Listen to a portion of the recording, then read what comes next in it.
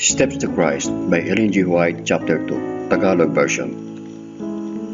Kabanata 2, Kailangan natin si Kristo. Sa pasimula ay binigyan ng tao ng marangal na mga kapangyarihan at timbang na pag-iisip. Sakdal siya sa pagkatao at kaayo ng Diyos. Ang kanyang mga iniisip ay malinis, ang kanyang mga layunin ay banal. Datapwat dahil sa pagsuway ay nabaligtad ang kanyang mga kapangyarihan at kasakiman ang umalili sa pag-ibig. Malaki ang inihina ng kanyang pagkatao dahil sa kanyang pagsarangsang na anupat sa sarili niyang lakas ay hindi niya mapaglabanan ang kapangyarihan ng Diablo. Siya ay nabihag ni Satanas at mananatili sanang gayon magpakailanman kung hindi na magitan ang Diyos. Layunin ng manunukso na baligtarin ang panukaran ng Diyos sa pagkalalang sa tao at punuin ang lupa ng kadalamhatian at kasiraan. Itinuro niya na ang lahat ng kasamaang ito ay bunga ng pagkalalang ng Diyos sa tao. Noong hindi pa nagkakasala ang tao, ay maligaya siyang nakikipag-usap sa Kanya na kinatataguan ng lahat ng kayamanan, ng karunungan at ng kaalaman. Kolosas, Kapitulo 2, versikulo 3. Datapwat nang siya ay magkasala na, ay hindi na siya nakasumpong ng ligaya sa kabanalan at sinikap niyang magkubli mula sa harapan ng Diyos. Ganyan pa hanggang ngayon ang kalagayan ng pusong hindi nababago. Hindi kaayon ng Diyos at hindi nakakasumpong ng kaligayahan sa pakikipagsangunian sa Kanya. Ang makasalanan ay hindi sasaya sa harapan ng Diyos. Iilag siya upang huwag makasama ng mga banal na anghel. Kung paihintulutan siyang pumasok sa langit, ang langit ay walang maidudulot na kaligayahan sa Kanya. Ang diwa ng disakim na pag-ibig, narooy nakahari na ang bawat puso ay tumutugon sa puso ng walang hanggang pag-ibig ay walang masasagid na tumutugong kwerdas sa kanyang kaluluwa. Ang pag-iisip, ang interes at ang mga layunin niya ay magiging ibang-iba sa diwa ng mga tumatahandong walang kasalanan. Siya ay magiging isang tinig na sisira sa matamis na himig ng sangkalangitan. Sa ganang kanya, ang langit ay magiging isang puok na pahirapan. Iibigin niyang makubli mula sa kanya na siyang liwanag doon at panggitna ng kagalakan. Hindi ang makaharing pasya ng Diyos ang naghihiwalay sa mga makasalanan sa langit. Sila'y nangapapalabas dahil din sa hindi nila pagkakaangkop doon. Sa kanila ay magiging isang apoy na namumugnaw ang kaluwalhatian ng Diyos. Mamasarapin pa nila ang kapahamakan. Mga kubli lamang sila sa mukha niya na namatay upang sila'y matubos. Hindi natin maidiligtas ang sarili. Kung sa ating mga sarili lamang ay hindi tayo makakaahon sa balon ng kasalanang kinalulubugan natin, masama ang ating mga puso at hindi natin mababago. Sino makakakuha ng malinis na bagay sa marumi? Wala. Job, Kapitulo 14, versikulo 4. Ang kaisipan ng laman ay pagkipag-away laban sa Diyos, sapagkat hindi napasasaklaw sa kautusan ng Diyos at sa katotohanan man ay hindi nga mangyari. Roma, Kapitulo 8, versikulo 7. Ang pinag-aralan, ang kabihasnan, ang niluloob at ang pagsisikap ng tao ay may kanya-kanyang kinauukulan. Datapwat sa pag-ahon sa kasalanan ay walang lakas ang lahat ng iyan. Mangyayaring magbunga ang mga iyan. Wastong kaugalian na pakitang tao, datapwat hindi mababago ang puso. Hindi malilinis ang mga bukal ng buhay. Kailangan munang magkaroon ng isang kapangyarihang gumagawa sa kalooban. Isang bagong kabuhayang buhat sa itaas bago maalis ang tao sa kasalanan at mailipat sa kabanalan. Ang kapangyarihang iyan ay si Kristo. Biyaya niya lamang ang makabubuhay sa mga patay na sangkap ng kaluluwa at makahahalina sa Diyos sa kabanalan. Kailangan ang pagbabago. Anong tagapagligtas? maliban ang tao ay ipanganak mula sa itaas. Malibang siya ay tumanggap ng bagong puso, mga bagong naisin, adhika at layunin na naghahatid sa isang bagong kabuhayan, ay hindi niya makikita ang kaharian ng Diyos. Juan Kapitulo 3, versikulo 3. Ang paniniwala na ang kailangan lamang ay ang paunlarin ng kabutihang katutubong nasa tao ay parang nakapapahamak. Ang taong ukol sa laman ay hindi tumatanggap ng mga bagay ng Espiritu ng Diyos, sapagkat ang mga ito ay kamangmangan sa Kanya, at hindi niya nauunawa, sapagkat ang mga yaon ay sinisiyasat ayon sa Espiritu. 2 Korinto, Kapitulo 2, versikulo 14. Huwag kang magtaka sa aking sinabi sa inyo. Kinakailangan nga kayo'y ipanganak na muli. Juan Kapitulo 3, versikulo 7. Tungkol kay Kristo ay ganito ang nasusulat. Nasa Kanya ang buhay, at ang buhay ay siyang ilaw ng mga tao. Ang tanging pangalan sa silong ng langit na ibinigay sa mga tao, na sukat nating ikaligtas. Juan Kapitulo 1, versikulo 4, Mga Gawa Kapitulo 4, versikulo 12. Hindi sapat ang unawain lamang ang kagandahang loob ng Diyos at malasin ang paglingap at pag-ibig magulang ng Kanyang likas. Hindi sapat ang makilala ang karunungan at katarungan ng Kanyang kautusan, ni makitang ito'y natutungtong sa walang hanggang simulain ng pag-ibig. Nakita ni Apostol Pablo ang lahat ng ito nang ipahayag niyang, sumasang-ayon ako na mabuti ang kautusan.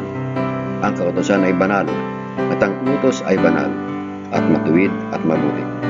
At apot dahil sa pait ng kanyang kapighatian, ay dinugtungan niya ng wikang, ako'y salaman na ipinagbili sa ilalim ng kasalanan. Roma Kapitulo 7, versikulo 16, 12 at 14. Kinasabihan niyang maabot ng kadalasayan at ang katuwiran na hindi niya maabot-abot sa sarili niyang lakas. At dahil dito'y sumigaw siya, abang tao ako, sino ang magliligtas sa akin sa katawan nitong kamatayan? Roma Kapitulo 7, versikulo 24. Iyan ang sigaw na mula sa lahat ng lupain at sa lahat ng kapanahunan ay namulas sa mga pusong nabibigatan. Iisa lamang ang tugon sa kalahatan. Narito ang kordero ng Diyos na nag-aalis ng kasalanan ng sanlibutan. Juan Kapitulo 1, versikulo 29. Ang karanasan ni Jacob. Maraming sagisag ang ginamit ng Espiritu ng Diyos upang ilarawan ang katotohanan ito at upang ipaliwanag sa mga kaluluwang nangananabik na maibsan ng pinapasang kasalanan. Noong si Jacob ay lumayas sa tahanan ng kanyang ama, pagkatapos na magkasala siya sa pagdaya kay Esau, ay nanglumo siya sapagkat nakilala niya ang nagawa niyang kasalanan. Nang siya ay nag-iisa at lalaboy-laboy na malayo sa kalahat ng kanyang minamahal, ang isipang bukod na gumigiit sa kanyang kalooban ay ang pangambang siya ay inihiwalay ng kanyang kasalanan sa Diyos. At tinanggihan na siya ng langit. Sa kalumbayan ay humiga siya sa lupa. Nasa palibot niya ang mga burol, at sa itaas ay ang langit na maliwanag sa ningning ng mga bituin. Nang siya ay natutulog ay isang katakatakang liwanag ang tumama sa kanyang paningin.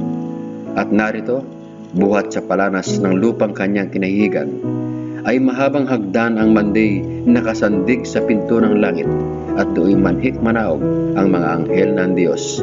Samantalang mula sa kaluwalhatian sa itaas, ay narinig niya ang tinig ng Diyos na naghahatid sa kanya ng kaaliwan at pag-asa. Sa ganito'y nahayag kay Jacob, yaong kinakailangan at pinananabikan ng kanyang kaluluwa, isang tagapagligtas. Taglayang tuwa at pasasalamat, ay natanaw niyang nahayag ang isang paraan na makapagsasauli sa kanya na isang makasalanan sa pakikipag-usap sa Diyos. Ang mahiwagang hagdan ng kanyang panaginip ay kumakatawan kay Jesus, na siyang tanging tagapamagitan sa pakikipag-usap ng Diyos sa tao. Si Kristo ang hagdan. Ito rin ang sagisag na itinukoy ni Kristo sa kanyang pagkikipag-usap kay Nathanael nang sabihin niyang, "Makikita ninyong bukas ang langit at ang mga anghel ng Diyos na nagmamanhik manaog sa ulunan ng anak ng tao." Juan Kapitulo 1, versikulo 51. Sa pagtaliwakas ay inihiwalay ng tao ang kanyang sarili sa Diyos. Naputol ang pagkakaugnay ng lupa at ng langit. Sa malaking puok na nakapagitan ay di maaaring magkaroon ng pagkakaugnay. Datapwat sa pamamagitan ni Kristo, ang lupa ay muling naparugtong sa langit. Taglay ni Kristo ang sariling kasakdalan. Kanyang nilagyan ng tulay ang luok na ginawa ng kasalanan upang maaaring makipagtalastasan sa tao ang mga anghel na tagapangasiwa. Iniuugnay ni Kristo ang taong nagkasala, mahina't walang kaya, sa bukal ng walang hanggang kapangyarihan. Datapwat walang kabuluhan ang mga pagkasulong na pinapangarap ng mga tao, at walang mararating ang lahat ng pagsisikap na maangat ang sangkatauhan kung pababayaan nila ang tanging bukal ng pag-asa at tulong na itinaan sa sangkatauhang nagkasala. Ang bawat mabuting kaloob at ang bawat sakdal na kaloob ay bawang buhat sa Diyos. Santiago Kapitulo 1, versikulo 17. Hiwalay sa Kanya ay walang tunay na magaling na likas, at ang tanging daan ng paglapit sa Diyos ay si Kristo. Ang sabi niya, "Ako ang daan at ang katotohanan at ang buhay. Sino may hindi makalalapit sa Ama, kundi sa pamamagitan ko." Juan Kapitulo 14, versikulo 6. Ang buong langit ay umiibig sa atin. Ang puso ng Diyos ay nananabik sa kanyang mga anak dito sa lupa. Taglay ang isang pag-ibig na malakas kaysa kamatayan. Sa pagbibigay ng kanyang anak, ay ginawad na niya sa atin ang buong langit sa isang kaloob. Ang kabuhayan, kamatayan, at pamamagitan ng tagapagligtas, ang pangasiwa ng mga anghel, ang pamamanhik ng Espiritu ng Diyos, ang Ama na gumagawa ng higit sa lahat, at sa pamamagitan ng lahat, ang walang likat na pagbabantay ng sangkalangitang mga anghel. Ang lahat ng ito ay magkakasama sa ikatutubos ng tao. O dili-diliin nga natin ang kagilagilalas na pagpapakasakit na ginawa dahil sa atin. Pahalagahan nga natin ang paggawa at ang lakas na iniuubos ng langit upang mabawi ang nawawala at maiuwi sa bahay ng Ama. Wala nang ibang lalong malakas na hangarin at wala nang ibang lalong makapangyarihang kasangkapan na magagamit ang napakalaking mga kagantihan sa paggawa ng mabuti. Ang kaluguran sa kalangitan, ang pagkikisama ng mga anghel, ang pagkikipag-usap at pag-ibig ng Diyos at ng Kanyang anak, ang pagkabunyi at paglaki ng lahat nating kapangyarihan sa buong panahong walang katapusan, hindi baga mga pampasigla ang mga iyan, upang sa ati mag-udyok na ibigay ang maibiging paglilingkod ng ating mga puso sa lumalang at tumubos sa atin. Isang babalang bukol sa atin. At sa kabilang dako, ang mga kahatulan ng Diyos na ipinahayag laban sa kasalan, ang hindi may iwasang paghihiganti, at ang pagbaba ng ating pagkatao, at ang huling pagkawasak, ay mga inihahayag sa salita ng Diyos upang babalaan tayo sa paglilingkod kay Satanas. Hindi baga natin pahalagahan ang kahabagan ng Diyos? Ano pang higit sa rito ang magagawa niya? Ilagay nga natin ang ating mga sarili sa tumpak na pakikiugnay sa Kanya na umibig sa atin ng kahangahangang pag-ibig.